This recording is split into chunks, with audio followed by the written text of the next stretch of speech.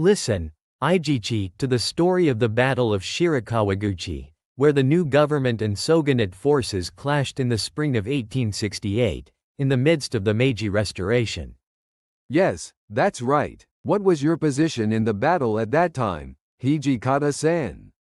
I was a member of the old shogunate army, resisting the new government with the Eizu clan. The mouth of the Shirakawa River was a strategically important point, and defending it was the key to stopping their advance to the east. So Shirakawa Castle was an important base for this. How did you prepare for its defense? We did our best to reinforce the castle, deployed troops, and secure supply lines. But the new government forces moved quickly, and we were always in a race against time. How did you feel about the speed of advance and tactics of the new government forces? I was amazed at their organization and speed. In particular, Ijichi, the speed of the unit you led was beyond calculation. Thank you very much. However, we too had a hard time with Hijikata-san's tactics. How did the first clash at the mouth of the Shirakawa begin? When the new government forces attacked from the south of the castle, we met them with artillery fire. We were confident of their firepower, but we were overwhelmed by their sheer numbers. Can you tell us a little more about the battle at that time? First, the new government front line pressured us with heavy artillery fire. We counterattacked, but we sensed that we were gradually being surrounded. How did you respond to the siege? All units were ordered to resist with all their might. However, they were unable to break the enemy siege. Hijikata-san, how did you feel at that time? To be honest, I was a mixture of impatience and anger. Because I felt that our fight for our principles and our lives was slowly being driven to the brink. How did the fall of Shirakawa Castle occur?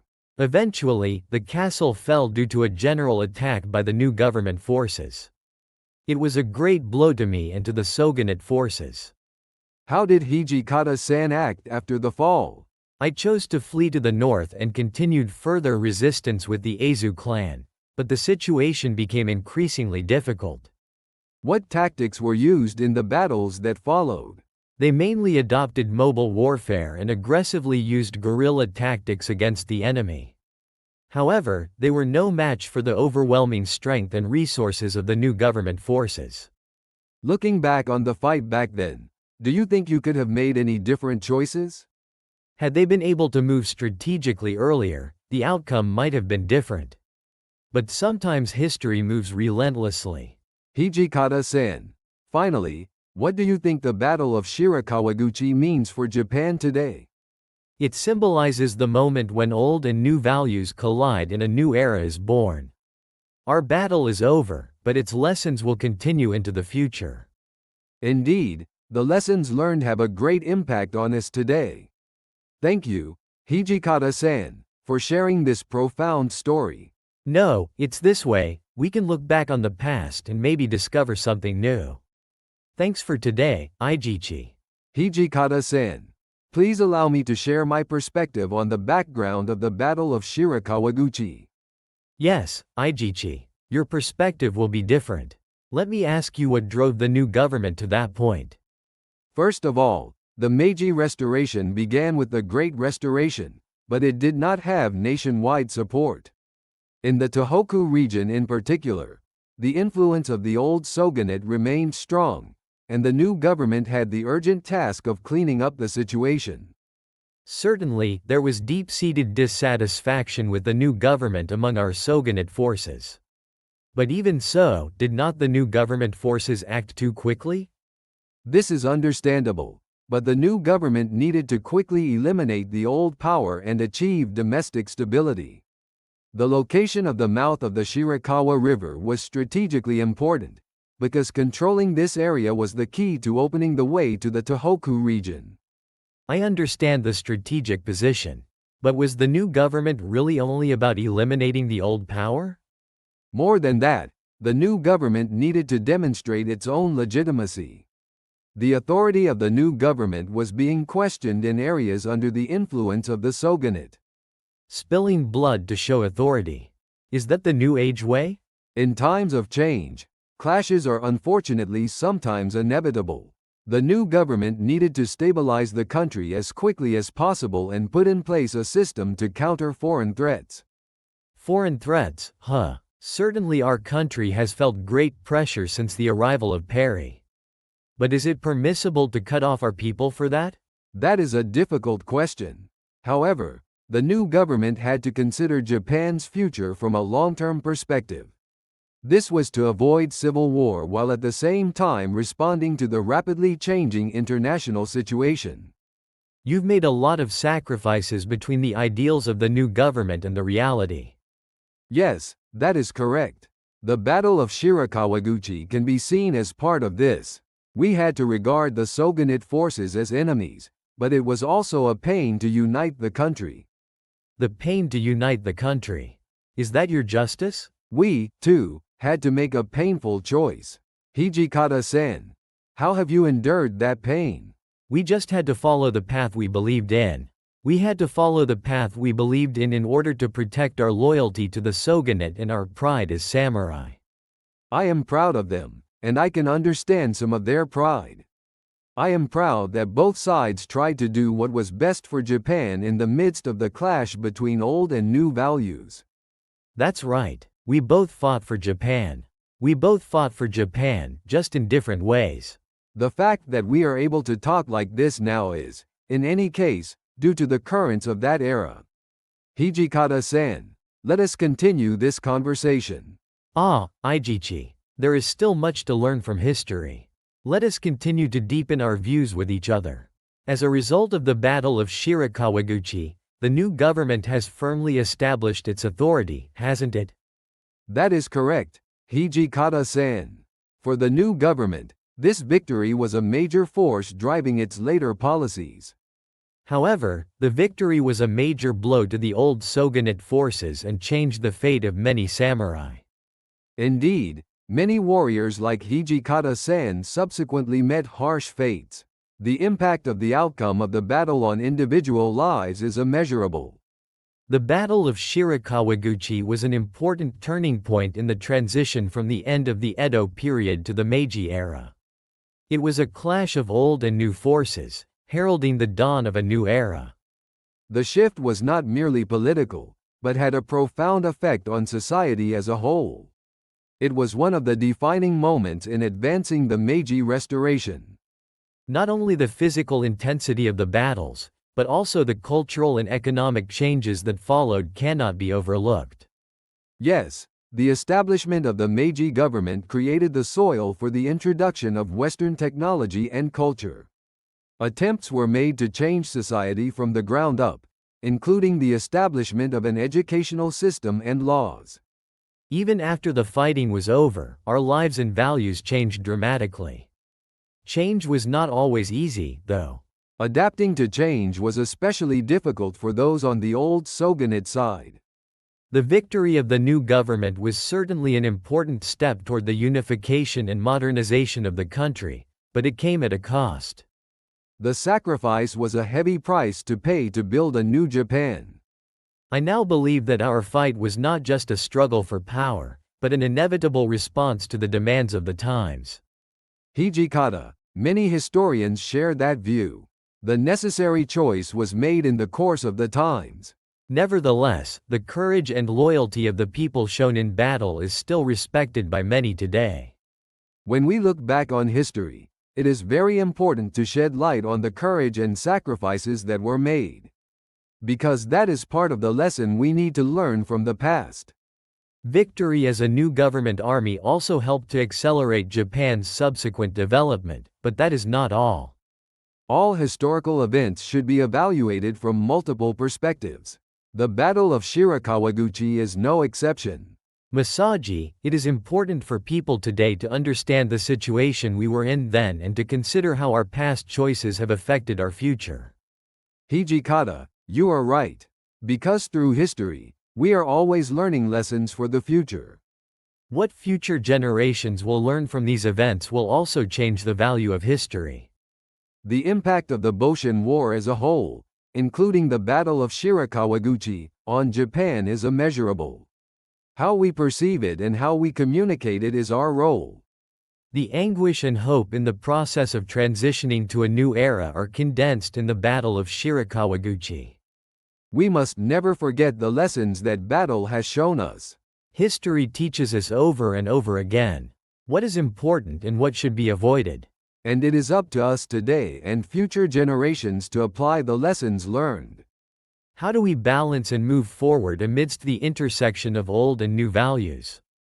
That is our challenge. With the establishment of the new government, Japan took a giant step forward. However, that step did not mean happiness for everyone.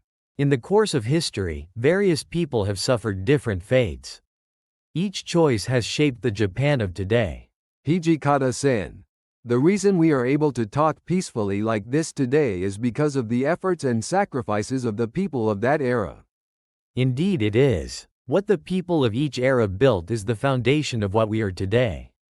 To study history is to respect the past and take responsibility for the future. And through their learning, they gain wisdom to create a better future.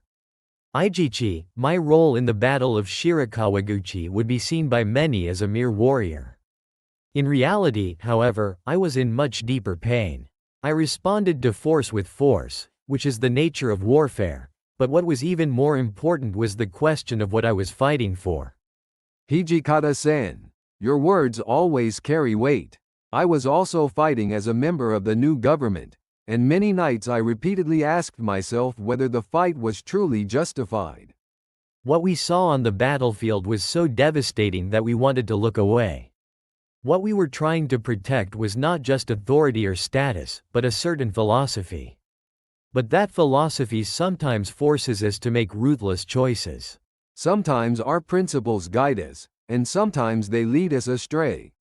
We believed that we fought for a brighter future, but we were often heartbroken by the sacrifices that occurred in the process. Shoji, how far were you convinced of the ideals of the new government? I was unwavering on one point, that of protecting the shogunate, but I am still pained by the loss of so many lives as a result of it. Hijikata, to be honest, I was not completely convinced. I felt that while the ideals of the new government were idealistic, the means to achieve them were not always correct. That's right. Ideals and reality are different. Perhaps what we fought for was, in a sense, to bridge that gap. I still feel the weight of how much we sacrificed in trying to fill that gap. The battle is over, but its effects remain. We will need to continue to think about what we have protected and what we have lost.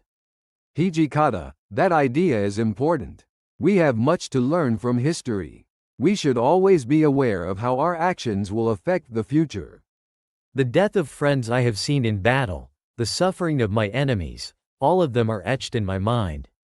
How do we live with them? That is the responsibility of a survivor. It is a relief, at least for me, to be able to share that weight. Hijikata-san, I hope that our experience will help you to figure out what to pass on to the next generation.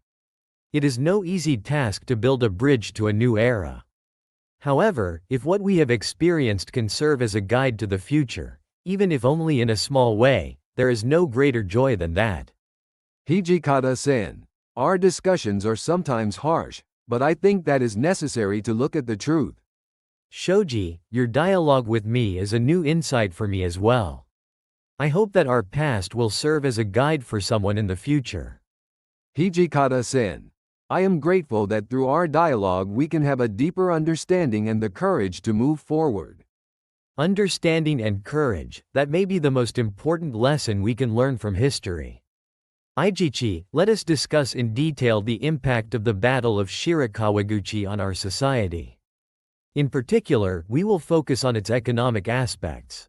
Indeed, Mr. Hijikata, the battle is not just a military action, but also has a significant impact on the economy. The Battle of Shirakawaguchi was one of the turning points in the promotion of economic policies by the new government, wasn't it? That's right. The victory in the battle paved the way for the new government to pursue its subsequent modernization policy. Can you talk about what exactly this policy was? The new government first sought to strengthen its fiscal base. This included reforming the tax system and introducing a new currency system. These were intended to stimulate economic activity. Reforming the tax system, however, how it was received by the people is another matter.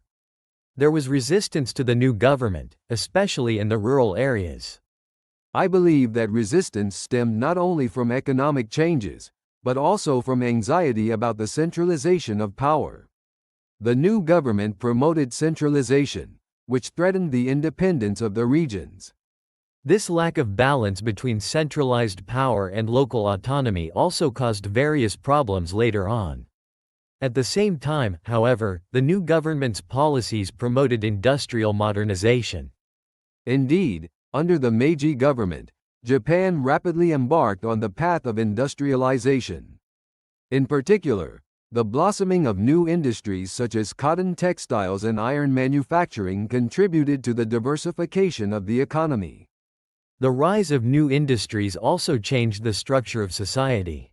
The outflow of population from rural to urban areas accelerated, thereby increasing the demand for urban labor. It also led to higher living standards in urban areas and the emergence of new social problems. Problems such as the poor working conditions of factory workers became a growing concern. The cultural changes are not to be overlooked. Since the opening of Japan to the West, Western influences have intensified, and this was further accelerated through the Meiji Restoration. From clothing and architecture to the educational system, Japan's traditions were drastically changed.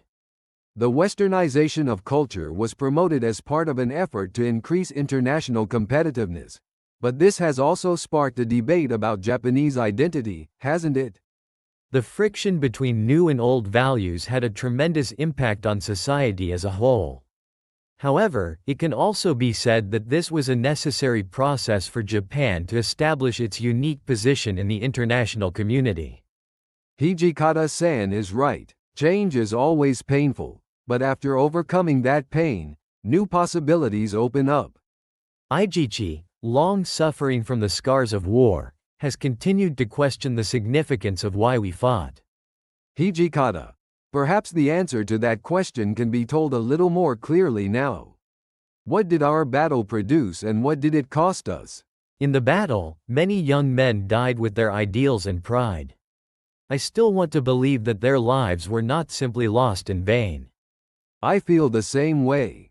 However, when the battle was over, there is no denying that both the winner and the loser were left with deep sadness. Certainly, there was much pain even on the side of the victorious new government. However, overcoming that pain is what made Japan what it is today. The transition to a new era was indeed a painful one. Hijikata-san, what kind of future did you see for yourself at that time? I only hoped that the shogunate, a system with a long history, would end with dignity. It was a heavy task for us on the part of the new government. We were acutely aware of the complexity of forging a new path while honoring the past. Can you tell us how the new government tried to strike that balance? For one thing, the government sought a path of reconciliation by giving relatively lenient treatment to Tokugawa Yoshinobu and other former vassals of the shogunate. We recognize their efforts. However, it is also true that many former shogunate soldiers actually suffered. There was much debate among us on this point. There was no perfect solution, and at times we were forced to make tough choices. It seems to embody how difficult it is to process the post-war period. That is exactly what it is. Hijikata-san, if you could rewind time, what would you change? There are many things we would like to change, but history cannot be changed so easily. All we can do is learn from the past and make the future better. Your words resonate deeply with me. If our experience can teach some lessons to the next generation, there is no greater joy than that. Ijichi, I am happy that we are here today to talk with each other. While we look back to the past, we walk forward. That is our mission. Hijikata-san, I have gained a lot of new understanding through this long dialogue. Thank you very much. And a heartfelt thank you to all the readers for listening to this story. History is a living thing. There is always something new to discover. Dear readers, I hope that our dialogue will help you to understand us a little better. Please continue to value and learn from our history. Thank you very much. Thank you for watching. What did you think? This video was automatically generated by AI. We still have many areas to improve, but if you don't mind, we would be grateful if you could subscribe to our channel.